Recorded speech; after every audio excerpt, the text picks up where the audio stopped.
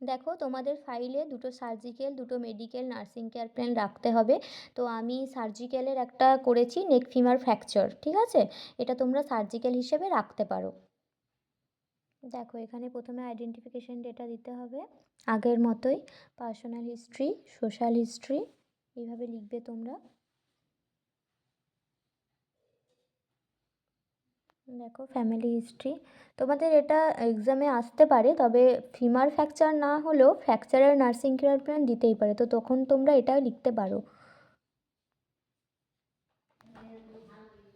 দেখে নাও, system wise লিখেছি। যখন আমি ওই 10 ইয়ার্সের কোশ্চেনগুলো আছে ওগুলো যখন আমি আলোচনা করব, তখন তোমাদেরকে নার্সিং কেয়ার প্ল্যানগুলো দেখবে ওখানে আছে, ফ্র্যাকচারের নার্সিং কেয়ার প্ল্যান, তো এটা তখন কাজে লাগবে দেখবে। এখানে দেখো ট্রিটমেন্ট।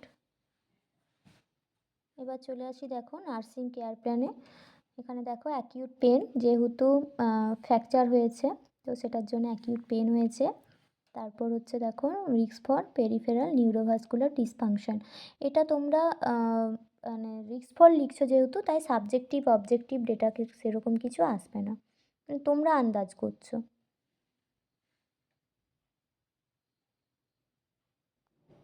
সেম দেখো রিস্ক ফর ইনফেকশন, এটা ডে 2তে।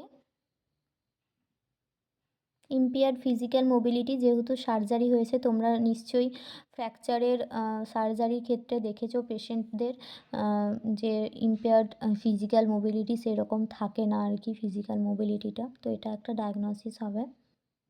দেখো, এখানে আছে disturbing sleep pattern related to disease condition, আমি লিখেছি। এটা তোমরা ডিজিজ কন্ডিশন না লিখে বরং ওটা যেটা আছে নয়েজি এনভায়রনমেন্ট, অথবা পেশেন্টের তো সার্জারি হয়েছে তো সেটার জন্য হতে পারে, নয়েজি এনভায়রনমেন্টটাই লিখবে। এছাড়াও দেখো আছে ইম্পেয়ার্ড স্কিন ইন্টিগ্রিটি, তারপর আছে নলেজ ডেফিসিট। দেখে না, যেগুলো কারেকশন করা আছে সেগুলো অবশ্যই তোমরাও কারেকশন করেই নেবে।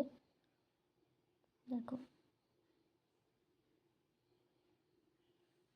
তো ফ্র্যাকচারের নার্সিং কেয়ার প্ল্যানটা যদি ভালো লেগে থাকে অবশ্যই ভিডিওটিতে একটি লাইক দিয়ে দেবে আর চ্যানেলটি সাবস্ক্রাইব করে দেবে। আজকে এই পর্যন্ত।